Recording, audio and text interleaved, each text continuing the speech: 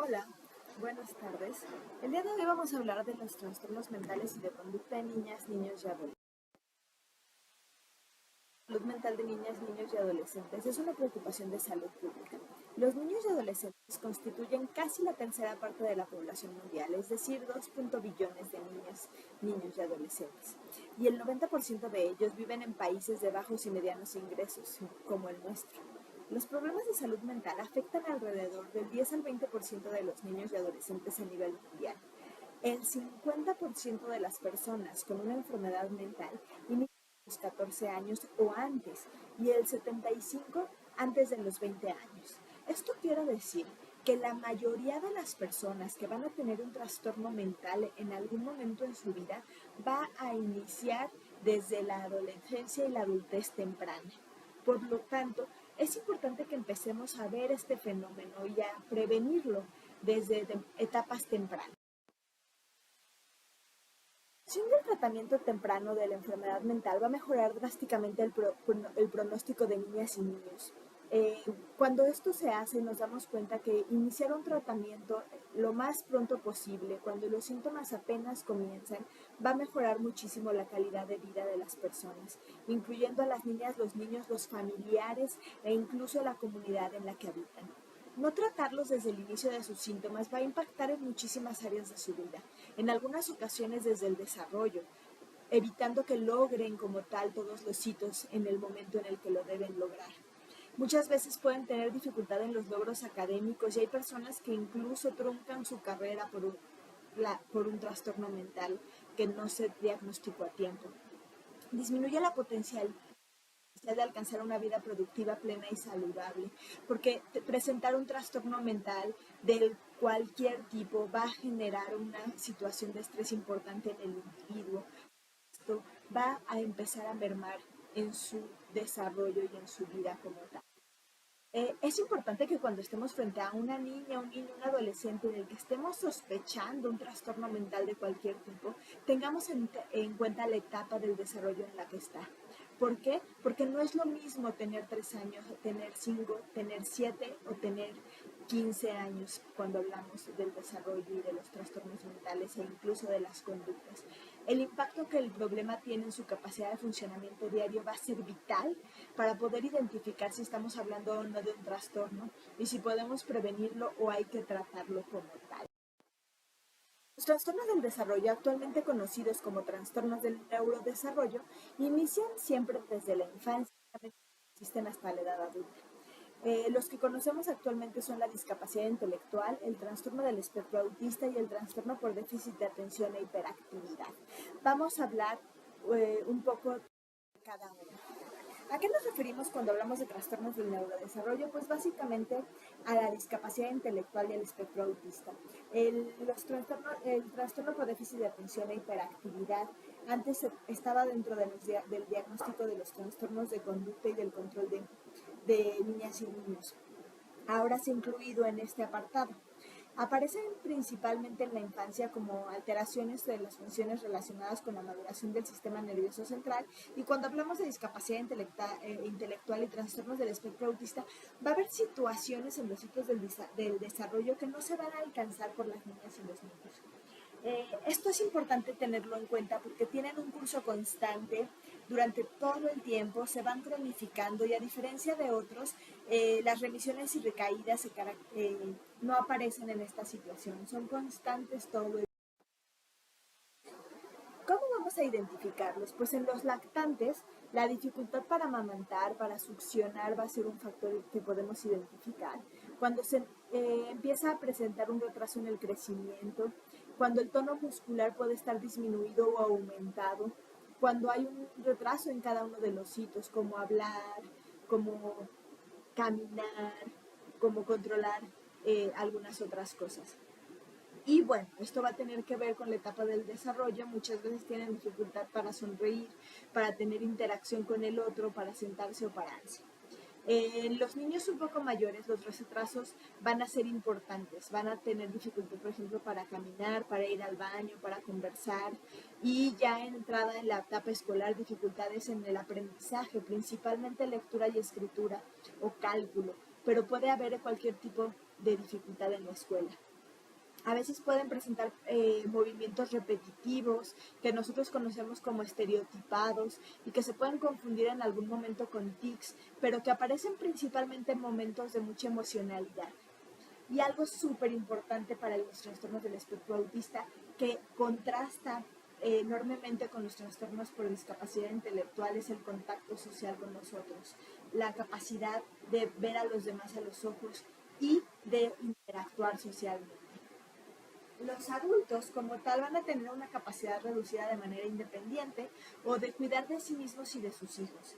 Y vamos a encontrar dificultad en la realización de actividades diarias que consideraríamos normales para cualquier etapa de la vida y dificultad para atender instrucciones, cumplir con las exigencias de la vida cotidiana y van a generar muchas veces o tener muchas veces una dependencia del adulto. La discapacidad condición de vida, no es algo que va a irse cronificando, pero tampoco es algo como tal reversible. Puede detectarse desde que se nace, sobre todo cuando hay algunos factores de riesgo, como embarazos de alto riesgo, como dificultad en el momento del nacimiento, no respirar al nacer, etc. Y algunas veces, sobre todo cuando la discapacidad intelectual es muy leve, se detecta hasta en el contexto escolar o en el ambiente familiar. Esta, la discapacidad intelectual va a estar caracterizada pues básicamente por las limitaciones en las habilidades para funcionar y se presenta a lo largo del desarrollo en un retraso en el desarrollo cognitivo, en el lenguaje, en el desarrollo motor, pero también en la parte emocional y social, muchas veces presentándose con irritabilidad importante y dificultad para contender con emociones intensas. Reversibilidad en este tipo de trastornos o en esta condición y muchas veces lo que se requiere es que aprendan con mayor esfuerzo y paciencia y puedan comprender e integrarse a la comunidad hasta donde se los permita su habilidad. ¿Qué tenemos que hacer? Pues básicamente empezar a observar a los niños y las niñas cuando desde el nacimiento, empezar a identificar cómo van alcanzando las metas del desarrollo y cuando esto no ocurre, pre, presentarnos o ir a una valoración con algún profesional. Cuando haya mucha dificultad en el rendimiento escolar o en el funcionamiento diario, vale la pena descartar una discapacidad intelectual, sobre todo para poder estar conscientes de las capacidades que sí puede o no puede alcanzar nuestra hija o hijo y a partir de esto podamos reducir nuestras expectativas y más bien enfocarlas hacia donde sí podemos alcanzar metas. Muchas veces pueden tener singularidades en la comunicación, en la forma en la que comunican las ideas o incluso en la forma en la que entienden las situaciones. Y en el trastorno del espectro autista, pues hay patrones restringidos y repetitivos de conducta, sobre todo lo identificamos en los juegos, es muy difícil para ellos cambiar de actividad y las rutinas generan mucho estrés. ¿Cómo podemos ver? Pues hay que evaluar factores de riesgo para el retraso. Deficiencias visuales y auditivas siempre hay que descartarlas cuando no alcancemos los hitos del desarrollo. Evidenciar o identificar deficiencias nutricionales y otras condiciones médicas que puedan estar influyendo en el crecimiento o en el desarrollo de las niñas y los niños, muchas veces síntomas o síndromes genéticos. La depresión materna y el ambiente poco estimulante también se puede confundir o puede llevarnos a pensar o sospechar un trastorno del espectro autista o un trastorno, una discapacidad intelectual y no necesariamente tiene que ver con esto. Por eso siempre hay que evaluar el ambiente en el que se está desarrollando el niño o la niña. Evaluar situaciones con los cuidadores. Es bien importante reconocer que la salud mental en el adulto va a ser básica para la salud mental de las niñas, los niños y los adolescentes. Entre más pequeños son, más dependen de los adultos para todo su funcionamiento. Pero aún en la adolescencia va a ser importante que nosotros como adultos podamos ayudarles a contender con los estresores a los que se exponen. Por lo tanto, una madre, un padre o un cuidador que tiene una depresión va a tener dificultades en la crianza, va a tener dificultades para observar las necesidades de su hijo y va a tener dificultades para poder estar presente en los momentos que más lo necesiten. Otras enfermedades como la epilepsia, trastornos de conducta o incluso las adicciones en los familiares van a impactar de manera importante en la salud mental de niñas y niños y por lo tanto tenemos que estar atentos a esto, sobre todo también porque es una manera de prevenir los futuros trastornos de las juventudes. Vamos a diferenciar los trastornos de conducta del trastorno por déficit de atención e hiperactividad. Antes se encontraban todos en la clasificación de trastornos de conducta y de control de impulsos. Ahora el trastorno por déficit de atención e hiperactividad entró en la clasificación de trastornos de neurodesarrollo. Los otros dos continúan en esta parte. Es importante identificar el trastorno por déficit de atención e hiperactividad, ya que es uno de los más comunes, es una de las situaciones por las que más acuden a tratamiento, y muchas veces identificarlo y tratarlo a tiempo va a prevenir muchísimas situaciones a lo largo de la vida. ¿Cómo vamos a identificarlo? Pues bueno, el trastorno por déficit de atención e hiperactividad puede estar justamente caracterizado por estos tres síntomas: la inatención, la hiperactividad y la impulsividad. Y en ocasiones podemos tener solo inatención o solo hiperactividad e impulsividad. ¿De qué va a depender? Pues del niño y de cómo se va a ir desarrollando el trastorno. ¿Qué vamos a encontrar en los niños que tienen estos trastornos? Pues cuando hablamos de inatención, muchos de estos niños parece que no escuchan cuando se le habla. Tenemos que repetir muchas veces las instrucciones y además le cuesta trabajo seguirlas. Va a tener dificultad para completar las tareas, sobre todo aquellas que requieren mucho esfuerzo mental, y básicamente va a ir aprendiendo a evitarlas. Entonces, entre más va creciendo, más va a ir evitando tareas que le van a costar trabajo por del sostener la atención. Cuando hablamos de la hiperactividad, pues van a ser niños que van a estar moviéndose todo el tiempo, que van a tener una actividad excesiva y que incluso va a parecer que están con una energía mayor que la de otros niños. Incluso parece que no se les acaba la pila, y en las clasificaciones justamente dice que parece que se los impulsa un motor como tal. Son niños muy verborreicos que probablemente van a interrumpir a otras personas en las conversaciones, que va a ser fácil que hagan amigos en todos lados y que muchas veces van a hablar con extraños, lo que puede ponerlos en riesgo. En cuanto a los movimientos, pues esto puede generar muchísima desesperación en los familiares, porque por más que intentamos que el niño se siente, que el niño se quede quieto, él no va a poder hacerlo, y esto va a generar incluso que desesperemos, que seamos impacientes con ellos y que algunas veces incluso lleguemos a maltratarlos. Muchas de estas cuestiones van a generar alteraciones en la relación con otros. Los niños con trastorno por déficit de atención pueden incluso ser un poco más bruscos que el resto de los niños, y eso le puede generar dificultades en la relación con sus amigos. Además, muchas veces terminan las preguntas antes de que terminan las respuestas, o dan las respuestas antes de que se termine de preguntar, y entonces esta impulsividad hace que cometan errores por descuido, que sean desorganizados, les cuesta mucho trabajo seguir un orden, les cuesta mucho trabajo planear hacia el futuro, y van a tener muchas dificultades para esperar su turno y ser pacientes. Son niños que se van a distraer constantemente por todo lo que aparece alrededor, desde sus propios pensamientos hasta las situaciones externas. Por lo tanto, requieren mucho más supervisión que el resto de los niños. Y una de las características más importantes que permanece muchas veces en la edad adulta y que puede generarles muchas dificultades es la impulsividad para con ellos y para con sus. Por lo tanto, muchas veces el trastorno por déficit de atención e hiperactividad se va a complicar con un trastorno de conducta. ¿Y cuándo podemos identificar que nuestra niña, niño o adolescente va a tener un trastorno de conducta? Cuando nos demos cuenta que está irritable la mayor parte del tiempo, que no es paciente y que se muestra enfadado con todos y todas. Cuando discute, desafía a adultos y a la autoridad. No podemos ponerle una regla, una meta o un límite, porque empieza inmediatamente a cuestionar o incluso a no seguir las órdenes que le estamos presentando. Muchas veces, cuando se identifica que está teniendo conductas inapropiadas o conductas inadecuadas, va a culpar a los otros por sus errores, va a ser vengativo, va a ser rencoroso, va a tender incluso a ser agresivo con el otro, y se va a mostrar muchas veces enfadado y resentido. Los berrinches son frecuentes, son comunes, y muchas veces es muy difícil contenerlos. Lo más común es que se vayan agravando a lo largo del tiempo. Por lo tanto, van a ser niños que van a estar muchas veces siendo castigados, y esto va a generar malestar emocional, que va a hacer que persista la irritabilidad, que se nieguen a obedecer y que incluso pierdan la motivación para mejorar sus conductas. Son niños que se molestan, que agreden a personas o animales, que incluso pueden llegar a destruir propiedad privada. Muchas veces llegan a engañar o a robar y esto va a ir aumentando dependiendo de la edad y de la gravedad del mismo. En algunos momentos van a incumplir graves normas sociales.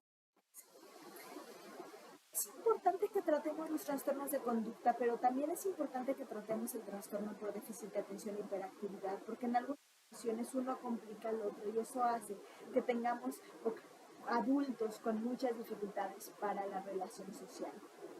Los trastornos emocionales, por otro lado, van a ser súper importantes y mientras que los trastornos de conducta y el trastorno por déficit de atención e hiperactividad, que se conocen como trastornos externalizados, van a ser más comunes en la infancia temprana, la depresión y los trastornos emocionales van a comenzar principalmente entre los 10 y los 19 años.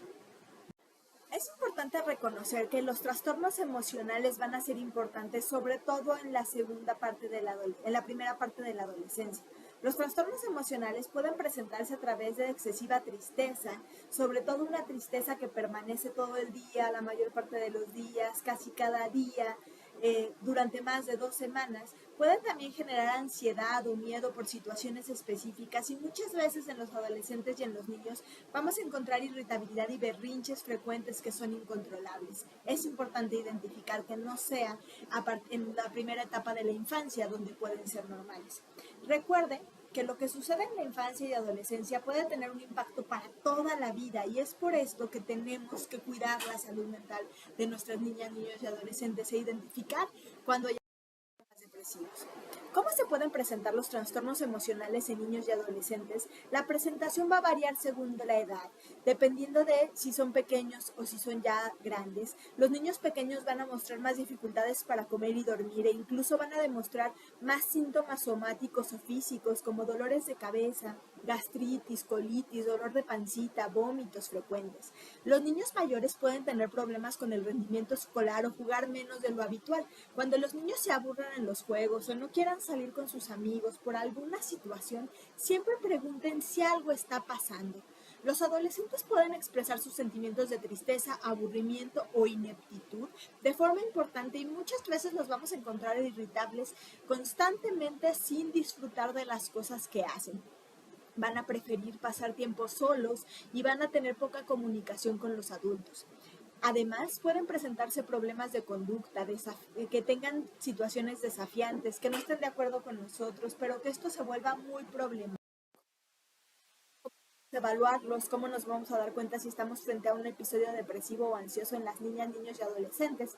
Básicamente tenemos que descartar afecciones físicas primero. Recuerden que en psiquiatría no tenemos estudios específicos que nos digan si sí o no estamos deprimidos. La evaluación es clínica completamente. En las niñas, niños y adolescentes siempre tenemos que interrogar al menor y a los padres o cuidadores principales. Necesitamos tener la información de todos. Es importante descartar enfermedades físicas como enfermedades de tiroides, anemia cuando ya bajó, nutrición y enfermedades infecciosas. En el entorno escolar, identificar si hay acoso escolar o bullying, si hay niños que estén molestando a nuestras hijas e hijos, si participa poco o tiene problemas de aprendizaje y si ha faltado a la escuela, indagar siempre las razones por las que está ocurriendo. Podemos estar frente a un episodio de o de ansiedad. Explorar el impacto de los factores estresantes en el entorno. Factores sociales, familiares y educativos van a ser sumamente importantes. La discordia entre la madre y el padre, los problemas económicos, los trastornos mentales en los padres, los trastornos por el uso de alcohol y drogas en los padres. Hay que recordar que todo esto en los niños y las niñas y que muchas veces los síntomas de salud mental o incluso los síntomas físicos que está presentando tienen que ver con lo que pasa en casa.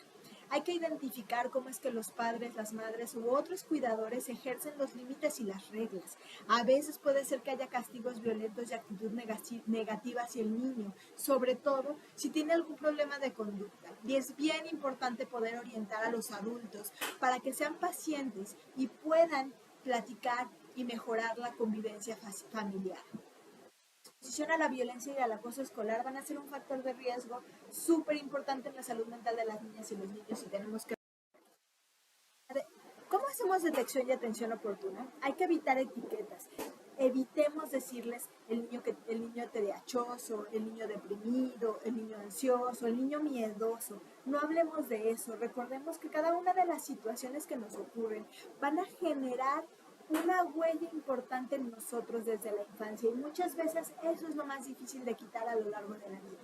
El castigo en sí mismo, sobre todo el castigo físico, podría empeorar la conducta, no la va a mejorar. Entonces hay que evitarlo siempre. Aumentan el riesgo los trastornos mentales en niñas, niños y adolescentes, de abandono escolar, de escalamiento en conductas, de consumo de sustancias y de desarrollo de depresión en la edad adulta. Entonces, por eso hay que prestar mucha atención y evitar. ¿Cuál es la importancia de la intervención temprana? Ya hemos ido hablando de que el pronóstico es mejor a menor edad de inicio de tratamiento. La realidad es que todos los estudios nos dicen que la intervención temprana va a reducir el sufrimiento y la discapacidad de las niñas, niños y adolescentes que están teniendo un trastorno mental. Van a entender que lo que tienen es una enfermedad. Van a evitar pensar que son raritos o que son diferentes a otros, sino que más bien es un proceso de enfermedad que tiene tratamiento. Hay que mejorar los resultados en la salud, van a mejorar los resultados en la salud y en la educación, y esto va a generar un impacto directo en el bienestar de las niñas, niños y adolescentes. El desarrollo familiar puede mejorar, su desarrollo social, incluso su desempeño académico y sus amistades van a ser importantes. Ayuda a los padres y maestros a entender la conducta, a poder identificar por qué los niños se están comportando de esa forma y a poder incluso participar en las intervenciones que nos recomiendan los profesionales de la salud y que recomendamos también a las personas. ¿Qué manejo es importante? La psicoeducación y la orientación para promover el bienestar y el funcionamiento adecuado del niño y adolescente va a ser vital. El monitoreo del tratamiento farmacológico cuando sea necesario y en el caso del trastorno por déficit de atención, si el niño ya tiene más de 6 años, siempre hay que referirlo al especialista para el inicio farmacológico con metilfenidato o algún otro estimulante o incluso un fármaco no estimulante. Es importante reconocer que el diagnóstico se debe hacer por un profesional especializado para evitar sobrediagnosticar los trastornos mentales. ¿Cuál va a ser el manejo con respecto a los agentes de cambio? Tenemos dos situaciones importantes: empoderar a los padres y orientar a los profesores. Empoderar a los padres nos va a permitir que abandonemos situaciones estresantes en la familia que están mermando en la salud mental de las infancias. Brindar información para mejorar la adherencia al tratamiento, para que entiendan lo que está pasando con sus niñas y sus niños y para que no los juzguen, sino más bien los ayuden y los acompañen en sus necesidades. Eso va a desarrollar actitudes positivas hacia todos los niños. Capacitar las habilidades para mejorar el manejo de la conducta de los niños y apoyar en los esfuerzos que hacen va a ser vital. Evitemos hablar de lo que no está haciendo, sino más bien elogiemos las cosas que sí está alcanzando y las metas a las que sí está llegando. Cuando hablemos con los profesores, orientémoslos. Pidámosles al niño que se sienten en la primera fila cuando sean muy inquietos. Brindémosle apoyo y tiempo adicional en las actividades. Si acaba rápidamente, pongámosle nuevas actividades. Dividamos las tareas en difíciles y fáciles y vayamos intercalándolas para que la motivación permanezca. Hay que dividir las tareas muy largas en tareas cortas para que sea más fácil para ellos hacerlas y explorar siempre si está habiendo acoso escolar. Tomar acciones necesarias para detenerlo cuando ocurra. Recordemos que en las niñas, niños y adolescentes, nosotros como adultos somos quienes debemos apoyarlos y ayudarlos. Muchas veces ellos solos no pueden evitar el acoso. El rol del psicoeducador va a ser importantísimo. Tenemos que brindar ejemplos de buena interacción con los niños, recordar que los padres son el ejemplo y que muchas veces aprendemos desde este. Entonces, siempre las situaciones que les solicitemos a ellas hay que hacerlas nosotros también. Los padres pueden aprender del psicoeducador, cómo interactuar con su hijo. Podemos poner ejemplos, tratar de siempre hablar con respeto al niño, saludarlo y evitar cualquier término negativo. Recordemos que el paciente en este momento es él, no los padres. Utilizar un lenguaje que sea fácilmente comprensible tanto para padres como para los niños, para que pueda entender también qué es lo que le ocurre. Y siempre tener presente que el niño escucha, que el niño comprende y que incluso puede mejorar su conducta al tener intervenciones dirigidas a La psicoeducación debe tener estos 9 pasos, hablemos de ellos. Establecer comunicación adecuada. Ello genera confianza, va a permitir que nosotros estemos cerca y que los padres estén cerca. Hay que indagar si saben y comprenden el problema del hijo cuando estemos frente a los padres, siempre saber qué es lo que entienden y explicar si es que hay algo erróneo. Ser muy sensibles al explicar los problemas, siempre identificar qué situaciones están ocurriendo y cómo. Los padres requieren información y estrategias de educación y apoyo. Esto va a ser importantísimo. Hay que guiarlos, hay que resolver dudas y hay que ayudar a sus hijas e hijos. Ayudar al cuidador a aceptar el problema, la condición que esté presentando el niño, la niña o el adolescente. Hay que evitar el estigma, hay que informar acerca de lo que está pasando y hay que evitar que se culpen por las situaciones.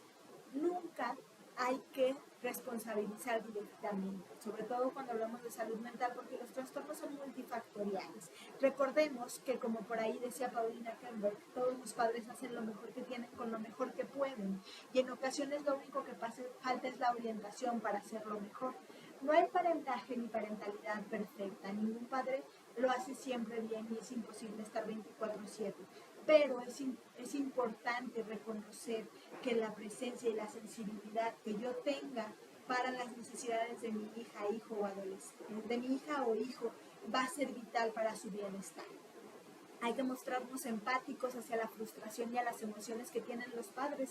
Reconozcamos que muchas veces tenemos expectativas sobre lo que pueden lograr nuestras hijas e hijos. Y cuando esto no se está cumpliendo, genera mucha frustración.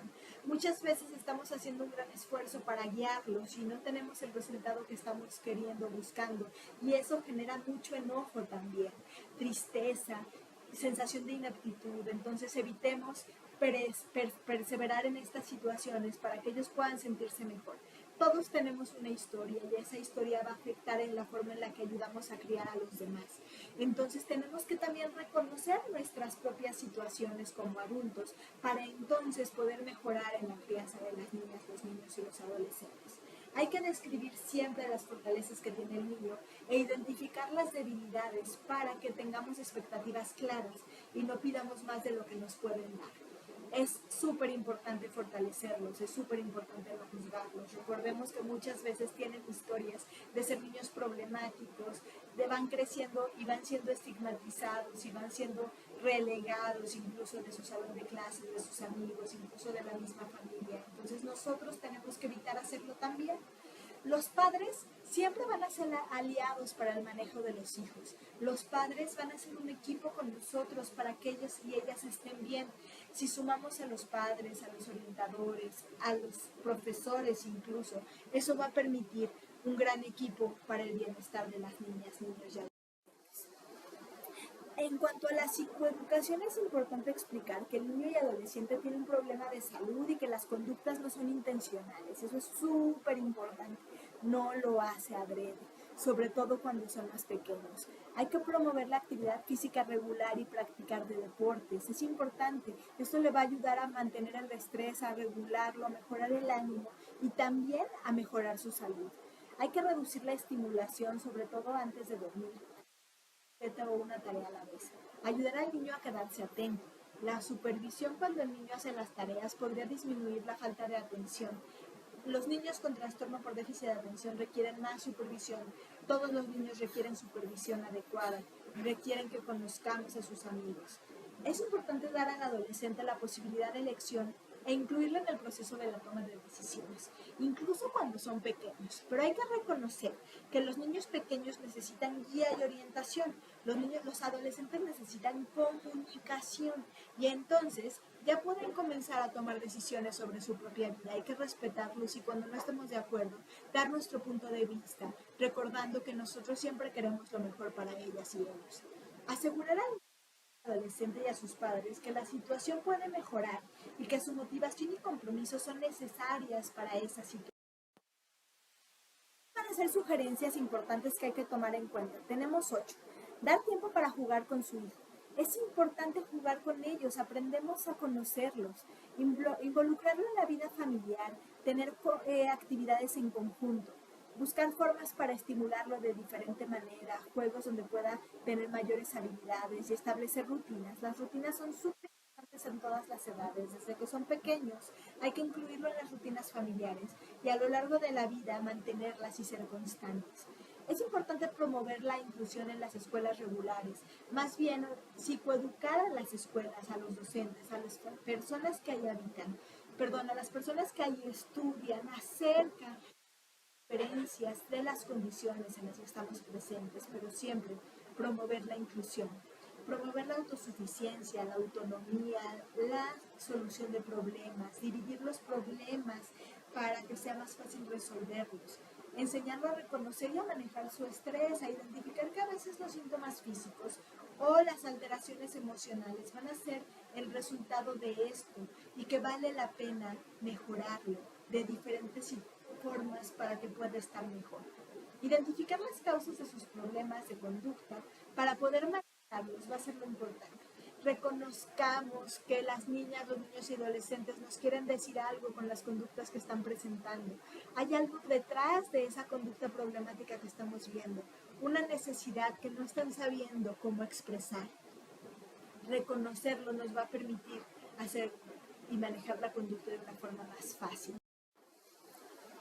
En cuanto a intervenciones farmacológicas, pues va a depender de frente a qué escenario estemos. Si hablamos de un trastorno por déficit de atención y hiperactividad, el tratamiento debe ser prescrito por el especialista y nosotros podemos dar seguimiento. En la depresión, los antidepresivos y en la psicoterapia van a ser importantes. Hay que siempre tomar en cuenta los efectos secundarios de los fármacos y valorar si vale la pena o no iniciar el tratamiento.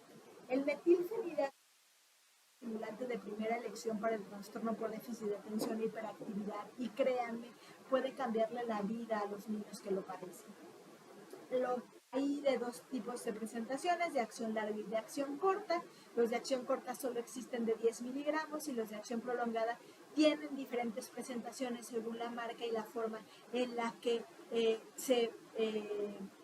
actúa, el mecanismo de actuación en el que actúa cada medicamento. Básicamente, hay que identificar que el monitoreo del tratamiento farmacológico va a requerir de un seguimiento y si se ha prescrito antidepresivo estimulante, va a ser importante siempre verlo así. Los efectos adversos cada 3 meses, monitoreando el peso, la talla y la presión arterial son importantes siempre que estemos tomando un fármaco y hay que valorar la intervención por el especialista por lo menos una vez al año. Es importante, como consideraciones finales, ubicar y tratar a estos niños y jóvenes como personas. No son individuos con un trastorno mental que no pueda atender y tomar decisiones y tener una vida cálida y una calidad de vida excelente. Es importante reconocerlo. Aportar a su bienestar requiere trabajo en corresponsabilidad. Todos somos parte de esto. A la par de los trastornos del desarrollo y emocionales, coexisten capacidades e incluso talentos, entonces hay que identificarlos y enseñar a los padres que así los identifiquen. Cada niño requiere apoyos diferentes, cada niño lleva un tiempo específico, cada niño tiene una pauta específica en su vida. Seamos pacientes. Como cualquier persona tiene necesidades de aceptación y afecto. En los niños pequeños el amor va a ser importantísimo porque ahí vamos a empezar a generar un vínculo. Conforme van creciendo tenemos que junto con todo ese amor poner límites y reglas claras, precisas y consistentes. En la adolescencia la comunicación va a ser vital. Y si lo hicimos bien, si empezamos a darles todo el amor que pudimos, si les pusimos las reglas y los límites que debíamos, en la adolescencia la comunicación va a ser mucho más sencilla. Pero recordemos, nunca es tarde para hacerlo mejor. Muchos pueden tener un papel activo en las decisiones relacionadas con la vida y entre más crecen, más pueden hacerlo. Confiemos en ellos. También saben lo que necesitan. La psicoeducación no solo debe centrarse en los niños, y eso es importantísimo. Tenemos que psicoeducar a los padres y cuidadores. Ellos son la pauta de la salud mental de los niños. Construyamos enlaces y redes de otros servicios de salud, de servicios educativos y de servicios sociales en la comunidad. Eso va a ser súper importante para la salud mental de las niñas, niños y adolescentes. Un par de casos clínicos, es importante que discutamos en estos y que podamos intercambiar opiniones. ¿Cómo consideran que la comunidad percibe y entiende a los niños y adolescentes con problemas o trastornos mentales y o de comportamiento?